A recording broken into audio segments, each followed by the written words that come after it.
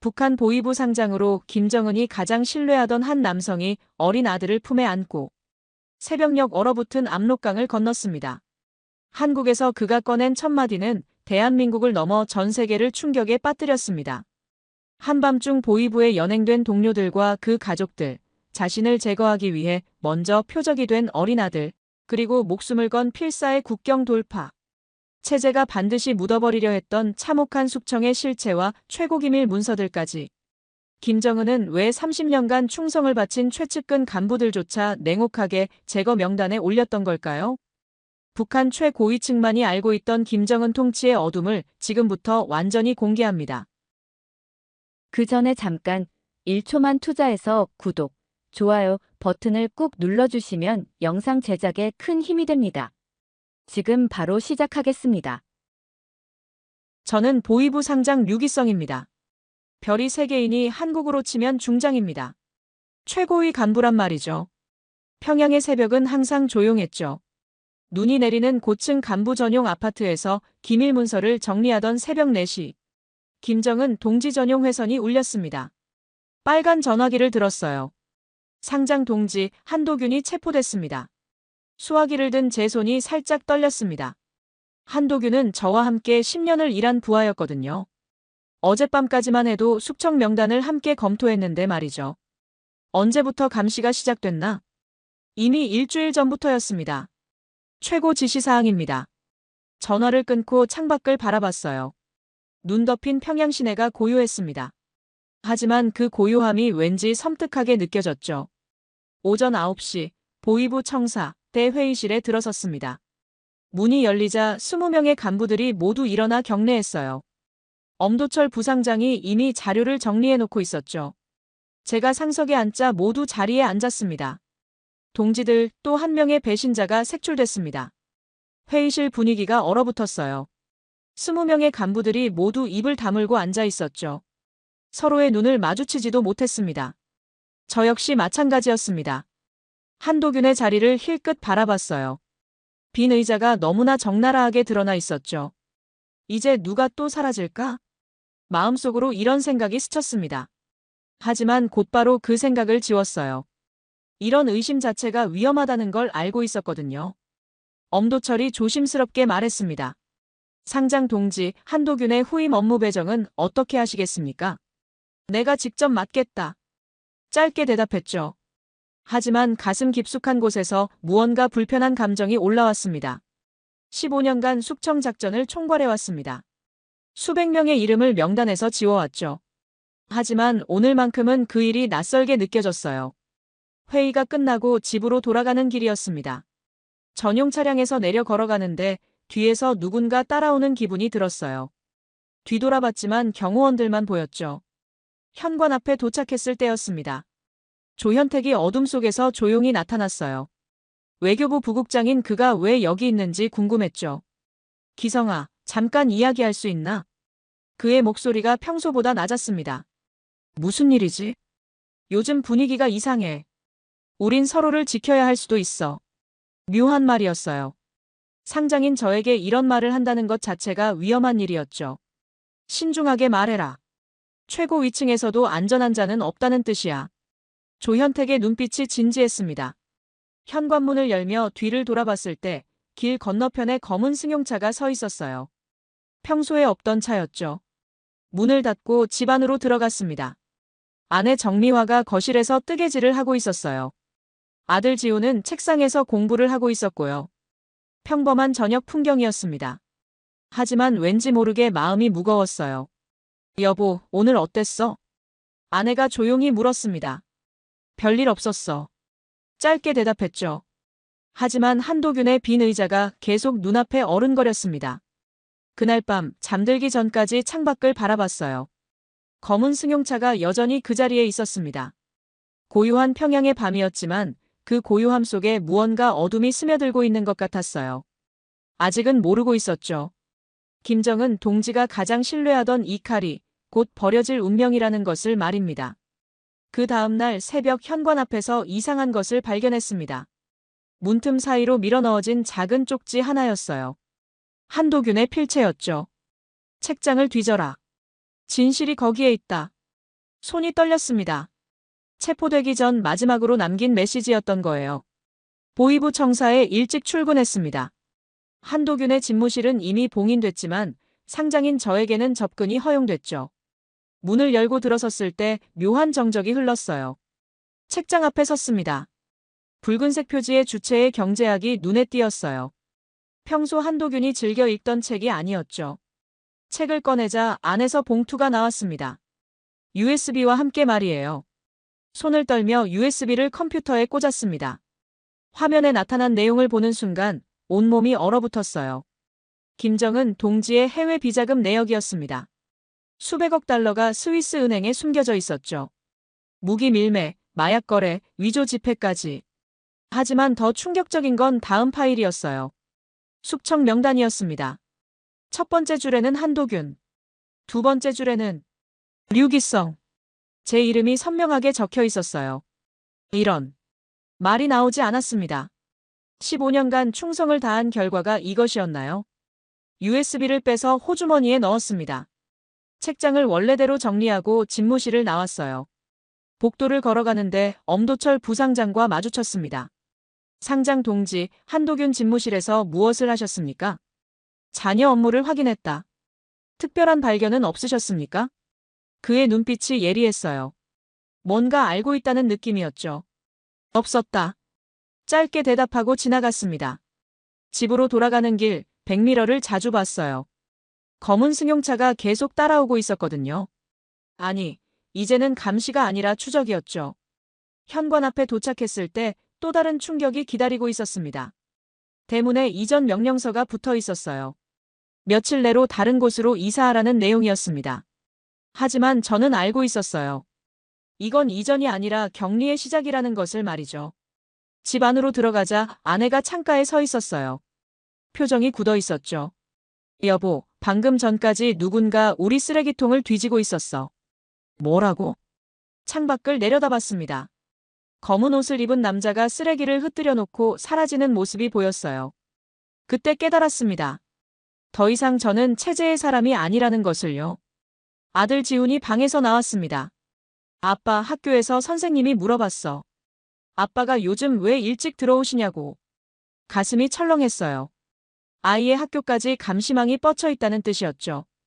그날 밤 잠들지 못하고 책상 앞에 앉았습니다. USB 안의 내용을 다시 확인했어요. 숙청 명단에는 제 이름 아래 정미화, 류지훈도 적혀 있었습니다. 온 가족이 제거 대상이었어요. 창밖을 보니 검은 승용차가 세 대로 늘어나 있었습니다.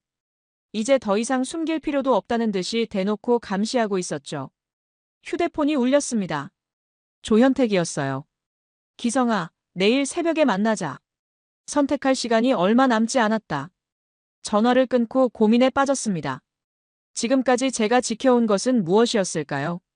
수백 명을 숙청하면서 지킨 체제가 저를 버리려 하고 있었어요. 아내가 조용히 다가왔습니다. 여보, 무슨 일이 일어나고 있는 거야? 우리가 위험할 수도 있어. 처음으로 솔직하게 말했습니다. 정미화가 제 손을 잡았어요. 그럼 어떻게 해야 해? 그 순간 결심했습니다. 더 이상 체제의 칼로 살 수는 없다고 말이에요. 새벽까지 남은 시간, 마지막으로 가족들의 잠든 얼굴을 바라봤습니다. 내일부터는 모든 것이 달라질 테니까요. 새벽 5시 조현택과 만나기 위해 집을 나섰습니다. 검은 승용차들은 여전히 그 자리에 있었어요. 이제 숨기려 하지도 않았죠. 조현택이 지정한 장소는 폐건물 지하였습니다. 어둠 속에서 그의 실루엣이 보였어요. 기성아, 상황이 급박해졌다. 무슨 일이야?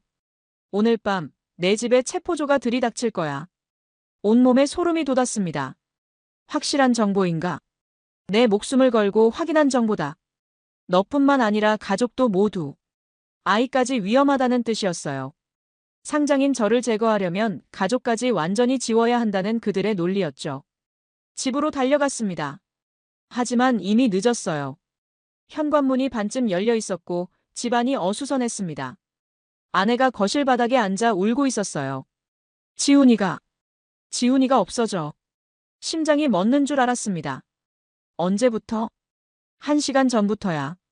학교 간다고 나갔는데 연락이 안 돼. 휴대폰을 확인했습니다. 아들의 전화는 계속 꺼져 있었어요. 그때 문자 하나가 왔습니다. 아들을 찾고 싶으면 혼자 나와라. 대동강 부두. 번호는 모르는 번호였지만 보이부 내부 회선이었어요. 정미화를 달래고 급히 나왔습니다. 대동강 부두까지 차로 20분 거리였죠. 부두에 도착하니 검은 승용차 2대가 서 있었습니다. 엄도철이 차에서 내렸어요. 상장 동지 오셨군요. 지훈이는 어디 있나? 안전한 곳에 있습니다. 걱정 마세요. 하지만 그의 표정은 전혀 안심을 주지 않았어요. 무엇을 원하나? 최근 한도균 집무실에서 가져간 것을 돌려주시면 됩니다. 역시 알고 있었어요. USB를 노리고 있었던 거죠. 무슨 소리인가? 상장 동지, 시간이 없습니다. 아들의 안전을 생각하신다면. 협박이었어요. 하지만 USB를 넘기면 모든 증거가 사라질 터였죠. 고민할 시간은 없었습니다. 호주머니에서 가짜 USB를 꺼냈어요. 미리 준비해둔 빈 USB였죠. 여기 있다. 엄도철이 USB를 받아들었습니다. 현명한 선택이십니다. 아들은 집에서 기다리고 있을 겁니다. 하지만 집에 돌아가니 지훈은 없었어요. 또 다른 협박의 시작이었죠. 이틀 동안 아들을 찾아다녔습니다. 보이부 건물, 구치소, 심지어 정치범수용소까지. 하지만 어디에도 없었어요. 셋째 날 밤, 익숙하지 않은 번호로 전화가 왔습니다. 아빠. 지훈의 목소리였어요. 하지만 평소와 달리 떨리고 있었죠. 지훈아, 어디 있니? 모르겠어요. 어두운 곳이에요. 아파요, 아빠. 전화가 끊겼습니다. 그날 밤 조현택이 다시 연락했어요. 기성아, 더 이상 기다릴 시간이 없다. 지훈을 찾아야 해. 지금 나가지 않으면 영영 찾을 수 없을지도 몰라. 며칠 후 우연히 폐창고에서 아들을 발견했습니다. 몸에 상처가 있었지만 살아있었어요. 구타당한 흔적이 역력했죠. 지훈을 안고 병원으로 달렸습니다. 하지만 마음 한편으로는 알고 있었어요. 이제 정말로 끝이라는 것을. 그날 밤 조현택이 마지막으로 찾아왔습니다. 기성아, 이제 선택해야 해. 죽을래? 살래? 아내 정미화가 조용히 고개를 끄덕였어요. 침묵 속에서 내린 결단이었죠. 살겠다. 처음으로 체제에 등을 돌린 순간이었습니다. 조현택의 안전가옥에서 만났습니다. 지하실 같은 곳이었는데 촛불만 켜져 있었어요. 그의 아내와 딸도 함께 있었죠. 이제부터는 군사작전이다. 조현택이 지도를 펼쳤습니다. 평양에서 신의주까지의 경로가 빨간 선으로 그어져 있었어요. 기차로 이동한다. 위조 신분증은 내가 준비했어. 신분증을 건네받았습니다. 김철수라는 이름이었어요. 직업은 평범한 공장 노동자였죠. 가족들은 어떻게 하나? 부인은 간병인, 아들은 환자 역할이다. 정미화가 의료 가방을 들고 있었어요. 지훈은 붕대를 감고 있었고요. 연기를 잘해야 살아남는다. 조현택의 목소리가 진지했습니다. 다음 이틀 동안 철저히 연습했어요. 걸음걸이부터 말투까지 모든 것을 바꿔야 했죠. 상장의 위험은 완전히 버려야 했어요. 허리를 굽혀라. 눈을 마주치지 마라. 힘든 연습이었습니다. 평생 사람들이 저라며 대했는데 이제는 제가 고개를 숙여야 했어요. 아빠, 이상해요. 지훈이 말했습니다. 무엇이? 아빠가 작아 보여요. 아이의 말이 가슴을 찔렀어요. 하지만 작아져야 살 수 있었죠. 사흘째 되는 날 최종 점검을 했습니다. 기차표, 위조 신분증, 비상금, 의료용품까지. 빠뜨린 것은 없었어요. 기억해라.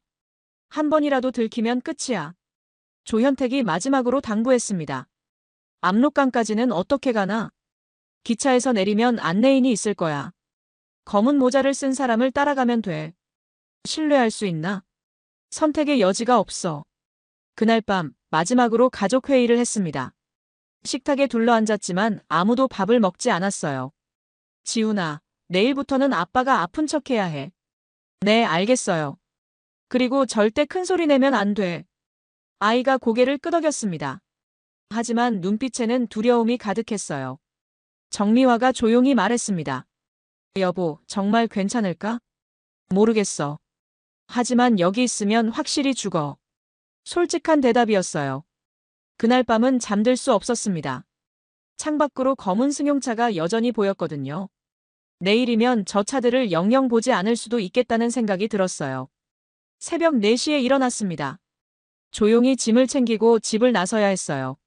현관문을 열기 전 마지막으로 집안을 둘러봤습니다. 15년간 살았던 곳이었죠. 상장으로서의 모든 기억이 담긴 곳이었어요. 안녕히. 작은 목소리로 인사했습니다. 문을 열고 나서니 새벽 공기가 차갑게 느껴졌어요. 검은 승용차는 여전히 그 자리에 있었죠. 하지만 이상하게도 사람은 보이지 않았어요. 조현택이 미리 와서 기다리고 있었습니다. 준비됐나? 그래. 그럼 이제 김철수가 되라. 그 순간부터 저는 더 이상 상장이 아니었어요. 그냥 도망치는 아버지였죠. 기차역으로 향하면서 뒤돌아보지 않았습니다. 앞만 보고 걸었어요. 새로운 삶을 향해서 말이에요. 새벽 5시 평양역에 도착했습니다. 사람이 많지 않은 시간대였어요. 하지만 그래서 더 눈에 띌 수 있었죠. 개찰구를 통과할 때 심장이 터질 것 같았습니다. 역무원이 신분증을 확인했거든요. 김철수 동지, 어디 가시나요? 신의주입니다. 아내가 병원 일로. 목소리가 떨렸어요. 하지만 다행히 의심받지는 않았죠. 기차에 올랐습니다. 좌석은 맨 뒤쪽이었어요. 조현택이 일부러 구석진 곳으로 예약해뒀더군요. 정미화가 의료 가방을 무릎에 올리고 앉았습니다. 지우는 붕대를 감고 창가에 기댔어요. 완벽한 간병인 가족의 모습이었죠. 기차가 출발했을 때 안도의 숨을 쉬었습니다. 하지만 그 안도감은 오래가지 않았어요. 1시간 후 검표원이 왔습니다. 중년 남성이었는데 눈빛이 예리했어요. 표 좀 보겠습니다. 표를 건네주며 고개를 숙였습니다. 환자분은 어디가 아프신가요? 갑작스러운 질문이었어요. 다리를 다쳤습니다. 정미화가 대신 대답했어요. 검표원이 지훈을 자세히 보더니 고개를 끄덕이고 갔습니다. 하지만 뭔가 석연치 않은 표정이었어요. 2시간 후 기차가 정차했습니다. 중간역이었는데 경찰이 올라탔어요. 제복을 입은 2명이 차량을 순찰하기 시작했죠. 서류 검사입니다. 승객들이 하나씩 신분증을 내보였어요. 저희 차례가 다가오고 있었죠. 경찰이 저희 앞에 섰습니다. 신분증 보겠습니다. 떨리는 손으로 위조 신분증을 건넸어요. 김철수. 직업이 뭡니까? 공장 노동자입니다. 어느 공장이죠? 순간 머리가 하얗게 변했어요. 조현택이 알려준 공장 이름이 생각나지 않았거든요. 대동강 철강 공장입니다. 다행히 기억났어요. 경찰이 의심스러운 눈빛으로 바라봤지만 신분증을 돌려줬습니다. 환자는 어디 아픈가요? 다리 골절입니다. 정미화가 또 대신 대답했어요. 붕대 좀 풀어보세요. 이건 예상하지 못한 요구였어요. 지훈의 다리에는 실제 상처가 있었지만 골절은 아니었거든요. 정미화가 조심스럽게 붕대를 풀었습니다. 다행히 멍든 자국이 있어서 그럭저럭 넘어갔어요. 경찰이 지나간 후 온 가족이 한숨을 쉬었습니다. 오후 6시 드디어 신의주에 도착했어요. 기차에서 내리니 추운 바람이 얼굴을 때렸죠. 역 앞에서 검은 모자를 쓴 남자를 찾았습니다. 중년의 키 작은 사람이었어요. 눈빛으로 신호를 주고받았죠. 따라오세요. 말없이 따라갔습니다. 골목길을 지나 외곽으로 향했어요. 1시간을 걸어서 도착한 곳은 낡은 창고였습니다. 다른 사람들도 몇 명 있었어요. 모두 탈북을 시도하는 사람들 같았죠. 여기서 밤까지 기다리세요. 자정에 출발합니다. 안내인이 말했습니다. 창고 안은 춥고 어두웠어요. 지훈이 떨고 있어서 제 옷을 벗어 덮어줬죠. 밤이 되자 안내인이 다시 나타났습니다. 이제 갑니다. 절대 소리 내지 마세요. 창고를 나와 숲길로 접어들었어요. 달빛도 거의 없는 캄캄한 밤이었죠. 1시간을 걸어 강가에 도착했습니다. 압록강이었어요. 강물은 얼어 있었지만 중간 부분은 살얼음이었죠. 밧줄을 잡고 건너가세요. 절대 놓치면 안 됩니다. 굵은 밧줄이 강 건너편까지 연결되어 있었어요. 제가 먼저 시작했습니다. 발밑에 얼음이 위태롭게 흔들렸어요. 하지만 포기할 수는 없었죠. 정미화가 지훈을 안고 따라왔습니다. 하지만 중간쯤에서 사고가 일어났어요. 지훈이 미끄러지며 밧줄에서 손을 놓친 거예요. 지훈아! 소리를 지르려다가 참았습니다. 대신 뒤돌아 강물 속으로 뛰어들었어요. 얼음장 같은 물이 온몸을 감쌌습니다. 숨이 막혔지만 아들을 놓을 수는 없었어요. 지훈을 붙잡고 강변으로 헤엄쳤습니다. 그때 총성이 들렸어요. 북한 경비대가 발견한 거였죠. 하지만 이미 중국 쪽 강변에 도착한 후였어요. 젖은 옷을 입고 떨고 있는 지훈을 끌어안았습니다. 아이의 작은 숨소리가 들렸어요. 살아있다는 증거였죠. 정미화도 무사히 건너왔어요. 온 가족이 중국 땅에서 서로를 끌어안았습니다. 하지만 이것은 끝이 아니라 시작이었어요. 진짜 자유까지는 아직 멀었거든요. 중국 쪽 강변에서 기다리고 있던 사람이 있었습니다. 조선족으로 보이는 중년 남성이었어요. 이름은 장대성이라고 했죠. 빨리 와요. 여기 오래 있으면 안 돼요. 벽돌 건물 2층으로 안내했습니다. 창문에는 커튼 대신 낡은 헝겊이 쳐져 있었어요. 냄새가 좋지 않았죠. 여기서 며칠 지내야 해요. 방 안에는 이불 몇 장과 물통만 있었습니다. 화장실은 복도 끝에 공동으로 사용하는 곳이었어요. 밥은 언제 줍니까? 하루에 한 번. 그것도 돈 있을 때만. 장대성이 손을 내밀었습니다. 먼저 돈부터 내세요. 얼마나 필요합니까? 한국 가려면 사람당 5,000달러. 온 가족이 15,000달러였어요. 상상도 못한 큰 돈이었죠. 그런 돈 어디 있어요? 그럼 알아서 돌아가세요. 여긴 자선단체 아니에요. 장대성이 문을 닫고 나가려 했어요. 그때 정미화가 조용히 다가갔습니다. 잠깐만요. 품 안에서 뭔가를 꺼냈어요. 다이아몬드 귀걸이였죠. 결혼할 때 제가 선물한 것이었어요. 이거면 될까요? 장대성의 눈이 반짝였습니다. 귀걸이를 자세히 살펴보더니 고개를 끄덕였어요. 좋아요. 이거면 충분해요. 분위기가 완전히 바뀌었죠. 다음 날부터 본격적인 대기가 시작됐습니다. 전화 사용은 금지, 외출도 금지였어요. 오직 방 안에서만 머물러야 했죠. 사흘째 되는 날, 다른 탈북자 가족이 들어왔습니다. 부부와 딸 하나였어요. 모두 초췌한 모습이었죠. 어디서 오셨어요? 함경북도요. 당신들은? 평양입니다. 상대방 부부가 깜짝 놀랐어요. 평양 출신은 흔하지 않았거든요. 무슨 일 하셨어요? 공장 노동자였습니다. 여전히 신분을 숨기고 있었어요. 하지만 며칠 지내다 보니 이상한 일이 벌어졌습니다. 그 가족이 저희를 수상하게 쳐다보기 시작한 거예요. 저 사람들 뭔가 이상해. 다른 사람들끼리 속삭이는 소리가 들렸어요. 말투가 평범하지 않아. 손도 곱고 말이야. 의심을 받기 시작했습니다. 일주일 후, 장대성이 심각한 표정으로 찾아왔어요. 문제가 생겼습니다. 무슨 문제요? 누군가 당신들을 신고하려고 해요. 북한 간부 출신이라고. 심장이 뛰기 시작했습니다. 결국 들킨 거였어요. 누가 그런 말을 했죠? 그건 중요하지 않아요. 중요한 건 오늘 밤 당장 떠나야 한다는 거예요. 어디로요? 라오스 경로로 가야 해요. 더 위험하지만 다른 방법이 없어요. 그날 밤 급히 짐을 쌌습니다. 가져갈 수 있는 건 최소한 뿐이었어요. 다른 탈북자 가족들이 저희를 째려봤습니다. 특히 함경북도에서 온 남자의 시선이 적대적이었어요. 간부 새끼들이 우리까지 위험하게 만들어. 작은 목소리로 욕을 하는 게 들렸죠. 장대성이 재촉했습니다. 빨리 나가요. 중국 공안이 올 수도 있어요. 건물을 빠져나올 때 뒤에서 누군가 휴대폰으로 전화하는 소리가 들렸어요. 신고를 하는 게 틀림없었죠. 트럭에 올라탔습니다. 화물칸에 숨어서 이동해야 했어요. 숨이 막혔지만 참을 수밖에 없었죠. 1시간을 달려 도착한 곳은 또 다른 은신처였습니다. 하지만 여기는 더욱 열악했어요. 며칠 더 기다려야 해요. 국경 경비가 삼엄해졌어요. 장대성이 말했습니다. 그날 밤 지훈이 열이 났어요.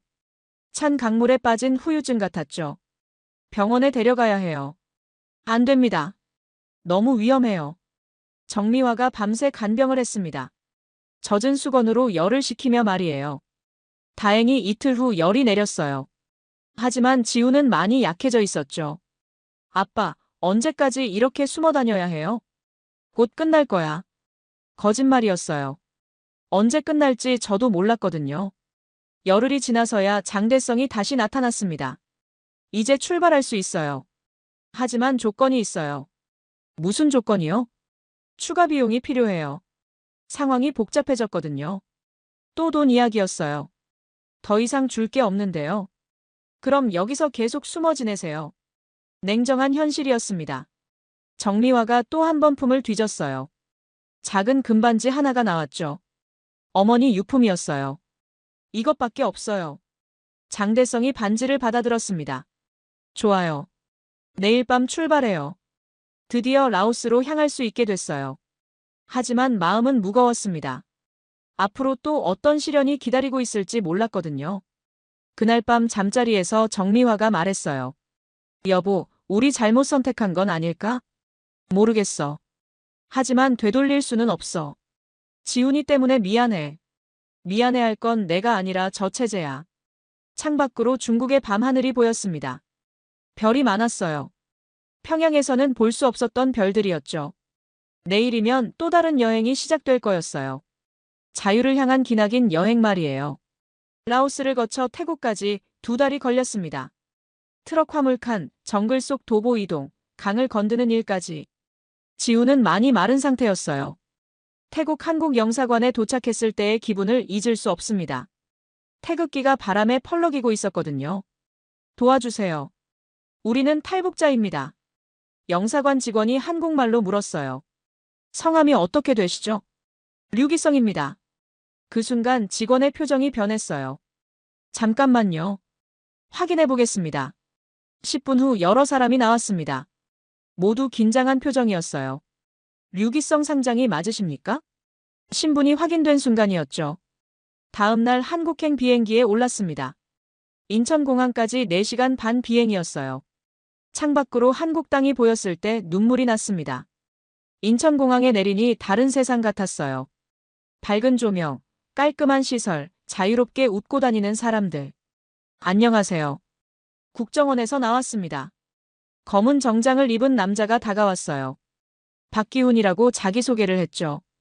차량으로 이동하며 서울 시내를 처음 봤습니다. 고층 빌딩, 네온사인, 쉬지 않고 달리는 자동차들. 평양과는 완전히 다른 풍경이었어요. 국정원 조사실에 도착했습니다. 하얀색 벽, 녹음기, 카메라가 설치된 방이었어요. 편안히 앉으세요. 박기훈이 의자를 권했습니다. 먼저 가족분들은 별도 공간에서 휴식하시기 바랍니다. 정미화와 지훈이 다른 방으로 안내됐어요. 이제 본격적으로 이야기해 보시죠. 녹음기가 돌아가기 시작했습니다. 한도균이 남긴 문서 직접 입수하셨습니까? 첫 질문이었어요. 순간 고민했습니다. 모든 걸 말해야 할지, 일부만 말해야 할지. 하지만 결심했어요. 이제 숨길 이유가 없다고 말이에요. 네, 제가 직접 가져왔습니다. 호주머니에서 진짜 USB를 꺼냈어요. 엄도철에게 준 건 가짜였거든요. 박기훈의 눈이 커졌습니다. 이 안에 뭐가 들어있죠? 김정은의 비자금 내역, 숙청 명단, 무기 거래 증거까지. USB를 컴퓨터에 꽂았어요. 화면에 나타난 내용을 보며 박기훈이 작은 탄성을 내뱉었죠. 이건 대단한 자료네요. 파일을 하나씩 열어봤습니다. 스위스 은행 계좌 내역, 각국 무기상과의 거래 기록, 마약 밀매 루트까지. 이 명단에 있는 사람들 대부분이 숙청됐나요? 네, 제가 직접 실행했습니다. 쓰라린 고백이었어요. 몇 명이나 됩니까? 정확히는 237명입니다. 박기훈이 펜을 든 손을 멈췄어요. 모두 기억하고 계신가요? 네, 한 명도 빠뜨리지 않고요. 목소리가 떨렸습니다. 그때까지만 해도 그들이 정말 배신자라고 믿었거든요. 하지만 이제 알겠어요. 대부분 무고한 사람들이었다는 것을. 이 문서들 때문에 탈북을 결심하신 건가요? 제 이름도 그 명단에 있었거든요. USB 화면에서 제 이름을 가리켰어요. 류기성 마이너스 우선 제거 대상이라고 적혀 있었죠. 15년간 충성했는데 결국 버려질 운명이었어요. 박기훈이 고개를 끄덕였습니다. 이런 증거가 있다면 국제사회에 큰 파장을 일으킬 텐데요. 그래서 가져온 겁니다. 2시간 동안 상세하게 진술했어요. 김정은의 통치 방식, 내부 숙청 과정, 해외 불법 활동까지. 마지막 질문이었습니다. 앞으로 어떻게 하고 싶으세요? 한참 생각했어요. 이 진실을 세상에 알리고 싶습니다. 위험할 수도 있어요. 북한에서 보복할지도 모르고요. 상관없어요. 더 이상 침묵할 수는 없거든요. 조사가 끝나고 조용한 방에서 혼자 앉아 있었습니다. 15년간 숨겨왔던 모든 것을 털어놓은 기분이었어요. 정미화와 지훈이 들어왔어요. 아빠, 다 끝났어요? 응, 이제 새로운 시작이야. 지훈을 끌어안으며 말했습니다. 창밖으로 서울의 야경이 보였어요. 수많은 불빛이 반짝이고 있었죠. 자유로운 사람들이 만들어낸 빛이었어요. 그날 밤 처음으로 편안하게 잠들 수 있었습니다. 더 이상 숨어 다니지 않아도 되니까요. 진실을 말할 수 있는 곳에 도착했으니까요. 하나원에 도착한 첫날, 모든 게 낯설었습니다. 자유롭게 걸어 다닐 수 있는 복도, 마음대로 열 수 있는 문들. 하지만 오히려 불안했어요. 여기서 12주간 적응 교육을 받으시게 됩니다. 담당 상담사가 설명했어요. 한국 사회의 규칙, 문화, 언어까지 다시 배워야 했죠. 첫 번째 수업은 한국어 교정이었습니다. 북한식 억양과 단어를 고치는 거였어요. 동무가 아니라 친구라고 하세요. 어색했지만 차근차근 따라했어요. 정미화는 요리교실에 참가했습니다. 남한 음식을 배우는 거였죠. 이게 뭐예요? 치즈입니다. 피자 만들 때 쓰는 거예요. 신기해하며 만져보더군요. 지우는 컴퓨터 교육을 받았어요. 북한에서는 구경도 못했던 인터넷이었죠. 아빠, 여기서는 뭐든지 검색할 수 있어요. 정말이니? 네, 김정은이라고 쳐봤는데 나쁜 이야기도 많이 나와요. 아이가 처음으로 웃었어요. 한 달이 지나면서 조금씩 변화가 생겼습니다. 정미화는 작은 음식점을 차리고 싶다는 꿈이 생겼죠. 지우는 프로그래밍에 푹 빠졌습니다. 아빠, 나중에 게임 회사에서 일하고 싶어요. 아이의 눈이 반짝였어요. 북한에서는 상상도 못할 직업이었죠. 저는 심리 상담을 받기 시작했습니다.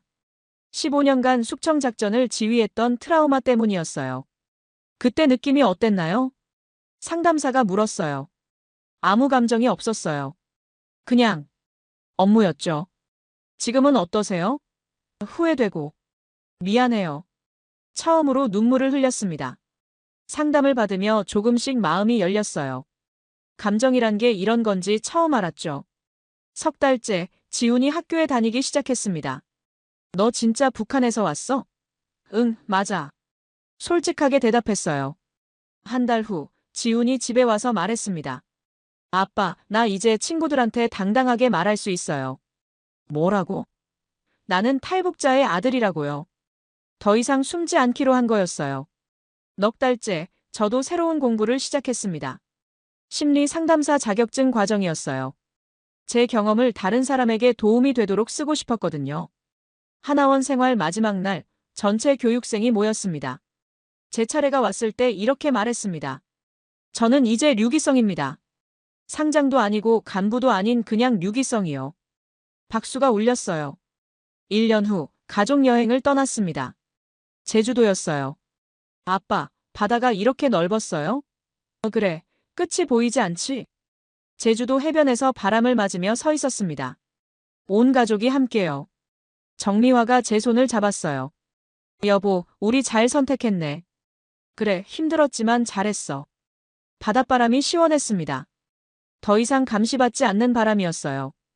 우리는 여전히 기억하고 있습니다. 하지만 이제 그 기억이 우리를 잡아두지 않습니다. 우리는 살아남았고 자유를 찾았습니다. 그리고 이제 진짜 인생을 시작하는 거예요.